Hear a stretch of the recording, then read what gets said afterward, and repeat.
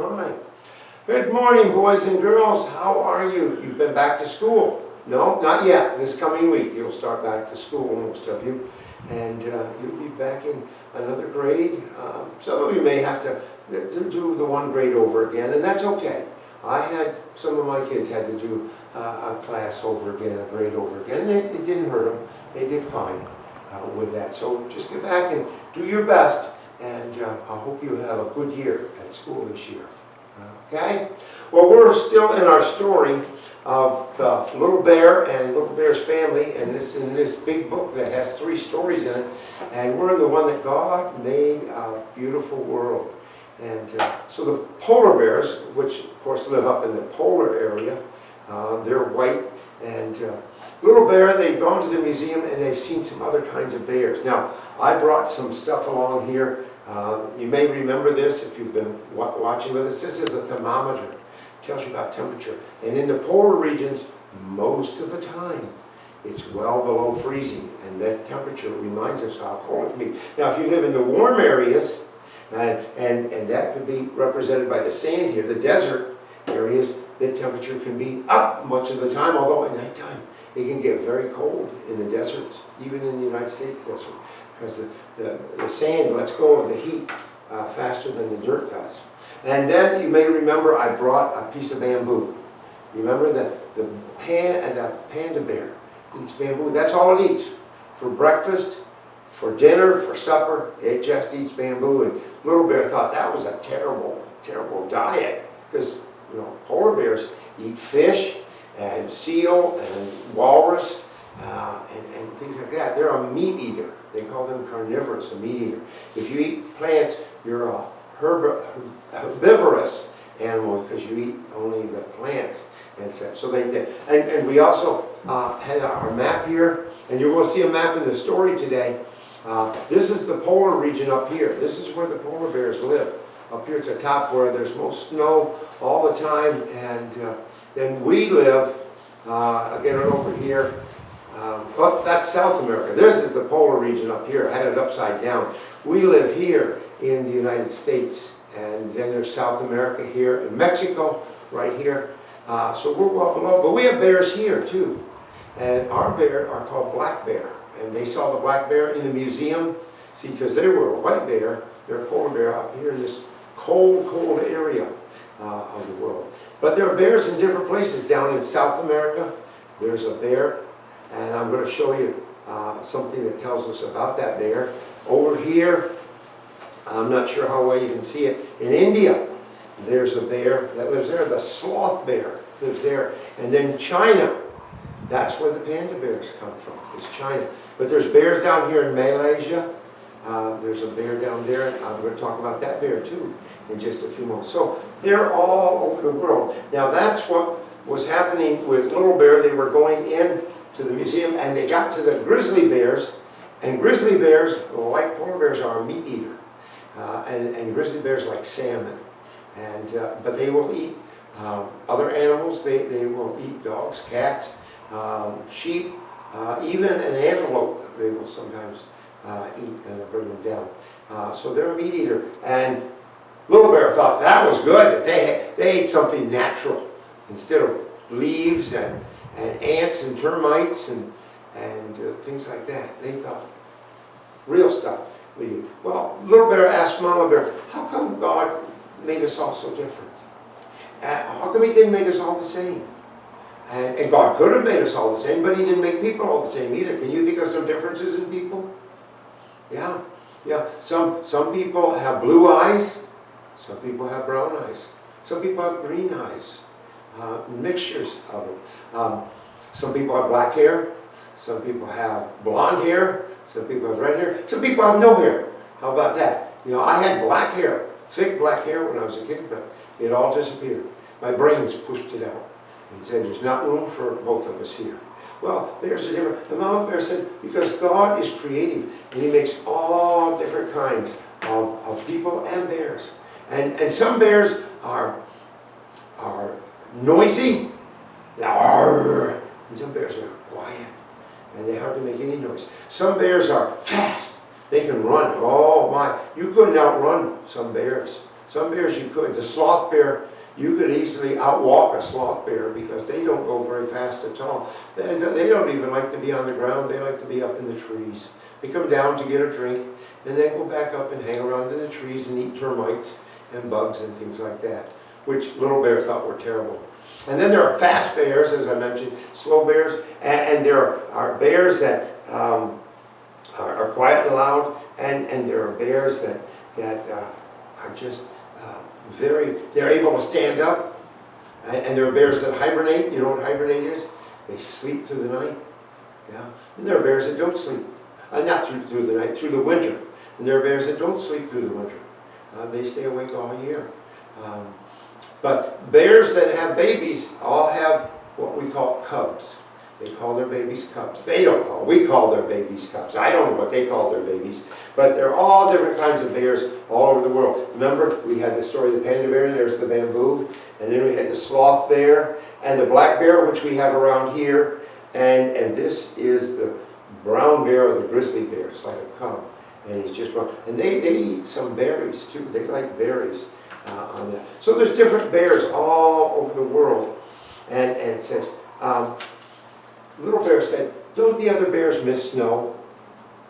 Well, some of the other bears never see snow because they live where there's no snow. Now, in spite of our book here, which shows a bunch of trees, there really aren't any trees in the polar region. It's too cold for trees. Sometimes in the real warm spells, there might be a little grass that grows and stuff like that, but it's really too cold for trees to grow in the polar regions. But the artist put them in there nonetheless. Maybe a few Christmas trees might grow up there, but basically they don't have trees. And you know what? Because they don't have trees and they don't have flowers, you know what else polar bears don't have? Honey. They don't have honey. Even bears that might be in the desert, you know, and grizzly bears live in the mountains for the most part, but they might have to go down to the desert and say, there's still bees in the desert. They make their homes in cactus. How about that? They make honey and stuff, and there are birds and animals that will kind of tear into the cactus to get to the honey because they like honey. Bears like honey. Polar bears don't ever get honey because bees can't live up in the polar regions. It's too cold for them. No flowers, so they can't make honey because they can't get nectar and stuff. So God made all different kinds of places, and His world is a very, very beautiful world with all different kinds of animals and stuff. And Little Bear loves the snow, and she said, why God ought to make us all polar bears so we could all enjoy snow. But Mama Bear said, some bears wouldn't enjoy the snow. It'd be too cold for them. Because God made them to enjoy the warmer areas, which we would call subtropical or tropical. There are bears that live in the tropical areas of the rainforest in South America. That's a bear called the spectacled bear. And I brought a pair of spectacles. Now, the bear doesn't wear spectacles, but he has white rings around his eyes or her eyes, and they look like glasses that they're wearing. So they're called the spectacled bear. And there's a bear that lives in Malaysia that has a big orange spot on his chest, and they call that the sun bear. Now, it's warm in Malaysia, don't have the cold temperatures, but they have bees, so they can have honey in Malaysia too. So God made it in different ways so they'd be all different kinds of bears around the world and different kinds of animals. Now here's some animals that also live up in the polar regions. They're not quite as far as the polar bear, but you see what this one is? Yeah, Christmas time, Santa's jet-propelled sleigh. Yeah, reindeer. Reindeer. And this one here, I'm not sure, I think it's a white fox. Now we don't have white foxes here. Why do you suppose they have white foxes in the polar region? Yeah, so no other animal would recognize them. They blend in just like the polar bear does. So the white fox. Now the puffin, I'm not sure the puffin really lives up there. Puffins live in South America, I know, down in the Antarctic area, along with seals. Puffins can live down there. And they have some dark colors and all that. So there's a lot of different animals in different places, and they're all made by God to live in that place. God made them all to be there and to be a part. They don't all like the same thing, but they like where they live, and they call it home. And that's what you call it. Where you live, you call it home. You feel safe there. You feel like you belong there. And that's a good thing. No matter where it might be around the world, on an ice floe with polar bears, or in a tree in the Andes Mountains with a spectacled bear, or in India with a panda, not a panda bear. I'm trying to think of the bear that lives there. China is where the panda bear lives. I forgot the name of the bear that lives. The sloth bear lives in India. And then the moon bear in Malaysia. And Japan has bears. A lot of bears all over the place. A little bear just can't imagine what it would be like to live where there's nothing but sand, you know, or where there might be honey. There's a little bear never got a taste of honey. But she got a taste of some seal, and she said, boy, that's good stuff, I like that. And some salmon, and she licked her chops on that one, and stuff, because that's what she's used to. You might like pizza. I had some pizza last night. Now, it had pineapples on it. I don't think I've ever had pizza with pineapples. And so I ate some, and it wasn't bad, because I like pineapples, but I just never had it with. Now, if you put anchovies on it, you'll have it for yourself a day later. Because I don't eat anchovies, and I don't eat peppers, and I don't want those things.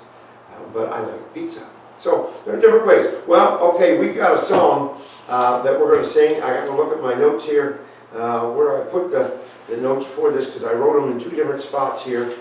And here it is. I wrote it on the back side. Yes, okay. I thought I wrote it on this sheet of paper. And you remember, he's got the whole world in his hands? And we've done different verses about pandas and polar bears and grizzlies and black bears. And today we're doing, he's got the fast and the slow. Now, you might be pretty fast. I might be pretty slow. I used to be faster than I am now, but I'm pretty slow now. But he's got both in his hands. He's got the fast and the slow. He's got the big and the little in his hands. All of us started out as pretty little. And we got bigger as we go along. But I'm getting smaller again. Can you believe that? Yeah. I'm not as tall as I used to be. And I'm not as heavy as I used to be. I don't have much muscle anymore. I just got weak little arms here. And so I probably can't pick you up. I used to pick my children up, and I could toss them in the air and catch them. And I can't even think about it anymore.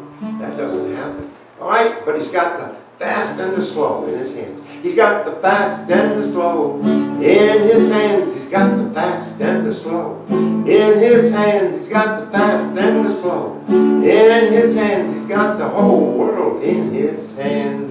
He's got the big and the little in his hands. He's got the big and the little in his hands. He's got the big and the little in his hands. He's got the whole world in his hands. He's got the whole world in his hands. He's got the whole world in his hands. He's got the whole world in his hands. He's got the whole world in his hands. How about that? That means he's got you and me too, right? In his hands. Well, next week we're going to finish our story of a little bear and the great, big, beautiful world. But we got another story that's going to be coming the following week, and you'll be back into a new month of September. And some exciting things happening. We're even planning a Vacation Bible School reunion that is going to happen. So I'll give you more information about that as we get closer to it. All right, let's have a prayer. Father, thank you for this day that you've given to us. And thank you for your love and kindness to each of us. And for your caring for the fast and the slow and the big and the little and the grizzly and the black bear and the polar bear and the panda and all the other parts of this creation. White foxes and reindeers and puffins, seals. Thank you that you created a beautiful world. In Jesus' name. Amen. All right, see you next week, boys and girls.